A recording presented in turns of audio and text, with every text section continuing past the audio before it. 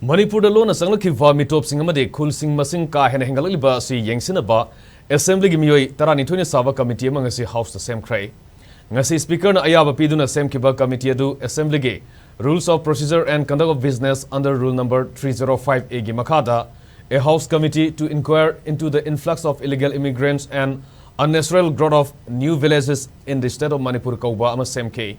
Committee asi miyoi tarani thoina sari aduga Chairman Minister Awangbong Nyumaina oiduna Minister Lepau Haukip Minister El Susindro Minister T.S. Basantukumar MLA Dinganglung Gangmai MLA K Megasandra MLA T.S. Lokesor MLA Abdul Nasir MLA K.H. Ibomsa MLA Leisio Kaising MLA O Surja Kumar amadi MLA T.H. Santina member sing oiri.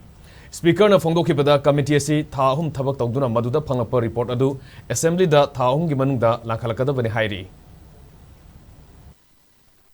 Manipur Legislative Assembly की Rules of Procedure and Conduct of Business की Rule number 305A की makhada a House Committee to inquire into the influx of illegal immigrants and unnatural growth in the growth of new villages in the state of Manipur Kowa Committee ama Assembly member Raintoi. Haiba Committee asi Chairman Sri Awangbong Nyumaina oigani. Committee asi ki matam tha ahum ni committee asi na tha ahum gi manung da House the report hambigani.